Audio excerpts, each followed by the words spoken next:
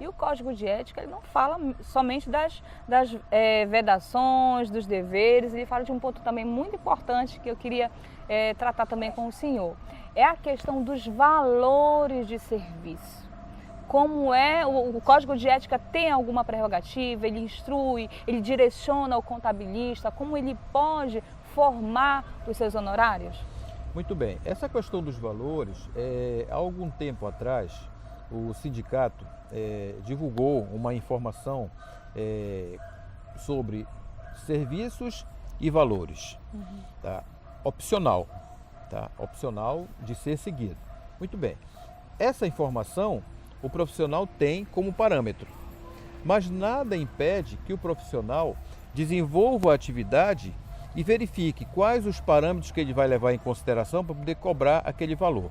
Então o próprio Código de Ética já diz que ele deve levar em consideração alguns aspectos, tipo, o serviço que ele vai executar é um serviço de rotina com o cliente já do seu dia a dia, o serviço que ele vai executar é na sede onde ele tem o seu escritório, o serviço que ele vai executar, ele vai precisar contratar pessoas para poder auxiliar na sua atividade. Então tem que ser levado em consideração alguns aspectos para que ele possa realmente atender o que ele está se propondo a contento. Muito bem. Nesse aspecto, de ele observar quais são esses parâmetros, aí ele vai verificar, dentre esses parâmetros, como é que eu posso formar o meu preço. Tá certo? Então ele vai levar em consideração, logicamente, todos esses aspectos para poder dizer, o meu serviço é X. Um detalhe importante que a gente tem que lembrar é que o profissional de contabilidade que for desenvolver a sua atividade, ele tem que estar amparado em um contrato. Ele não pode desenvolver a atividade sem ter assinado com o seu cliente um contrato de trabalho. Bem, como é que ele poderia fazer a assinatura desse contrato? Num primeiro momento, quando o cliente o chama para uma atividade, certamente ele vai conversar com esse cliente para saber o que exatamente ele está querendo. E sabendo o que ele está querendo, ele vai verificar qual é a proposta que eu posso oferecer para esse cliente. O ideal é que ele não faça nenhum contrato verbal naquele momento da primeira conversa. É que ele possa reunir todas as informações, com base nessas informações, ele vai reunir e colocar esses atributos que nós colocamos ainda há pouco, para então ele poder formular uma proposta. Então, com base nessa proposta de trabalho, ele pauta um contrato de trabalho, tá certo? Então, esse contrato de trabalho ele tem que estar de acordo com o que foi proposto e acordado pelo cliente, para que eles possam juntos assinarem. É, de certa forma, uma garantia para esse profissional poder assinar um contrato e ter, do ponto de vista legal, tá, jurídico, um documento que possa garantir realmente que ele vai ter o retorno daquilo que ele está se propondo a prestar como serviço. Tá. O conselho, ele dá um modelo, né? Alguém pode estar aí nos assistindo, poxa, eu estou prestando um serviço sem a garantia de um contrato. O Conselho Federal, ele tem algum modelo, o Conselho Regional de contrato, como é que é? Olha, há algum tempo atrás, eu acredito que o Conselho Federal, ele deva ter disponível no site um modelo, digamos, padrão.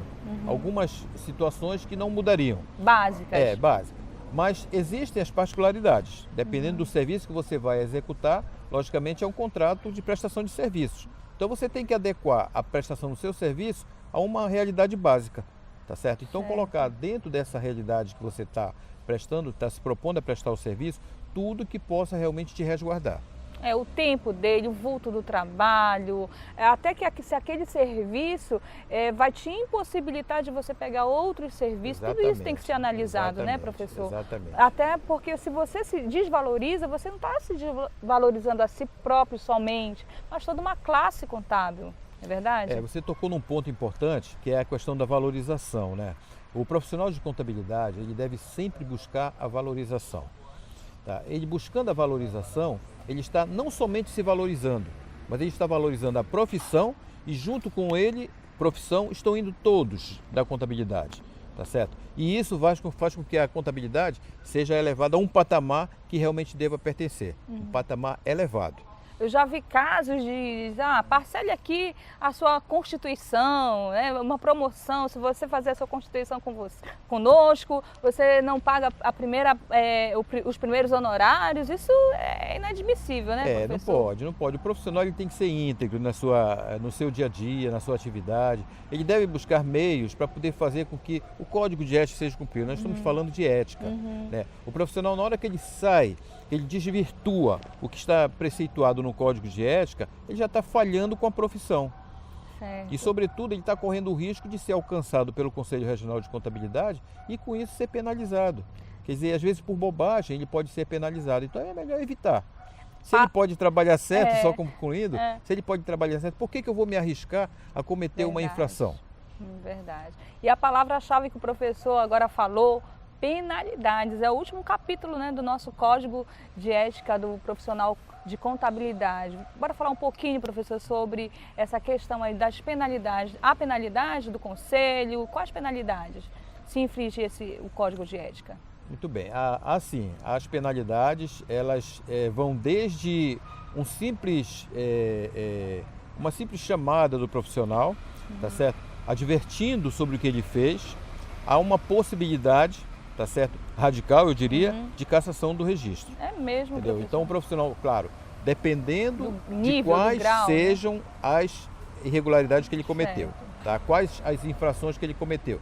Claro, para tudo isso vai ser levado em consideração atenuantes que eventualmente possam realmente ser colocados, tá certo? Mas também agravantes, se ele é reincidente ou não, tá certo? Se ele já contribuiu com a classe contábil, isso aí vem a ser um atenuante e outros fatores. Mas que existe as penalidades, isso aí existe. Tá professor, mais uma última pergunta para finalizar. De repente, algum cliente, uma pessoa física ou uma pessoa jurídica quer contratar um profissional contábil.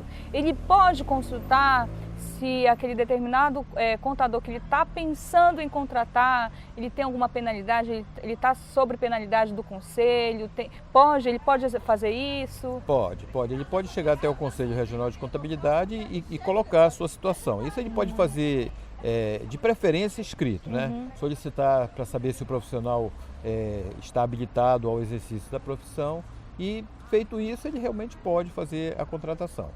E o profissional que eventualmente venha a ser contratado, não esquecer de fazer contrato com o seu cliente. É verdade. Isso é um ponto importantíssimo.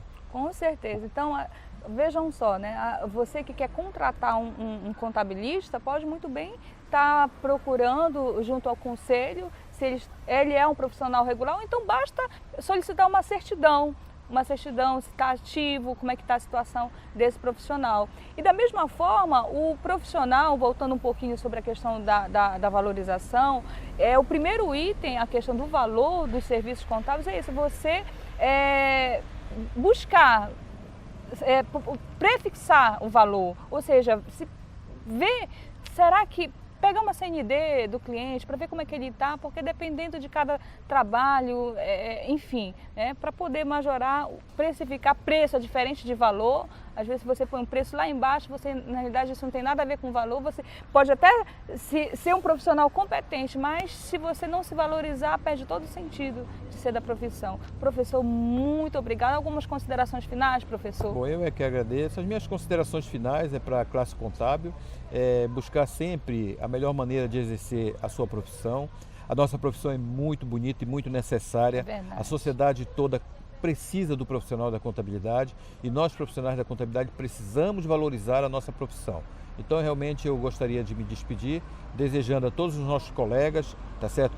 Um bom exercício profissional e, olhar sempre o Código de Ética. Ele é a nossa bandeira maior que possa realmente dar condições de a gente exercer a profissão com toda a dignidade que a profissão merece. Então, a você, amigo que nos segue no nosso canal, muito obrigada por nos acompanhar até aqui, ao final dessa entrevista falando sobre ética profissional do contabilista. O nosso muito obrigado e até o nosso próximo programa.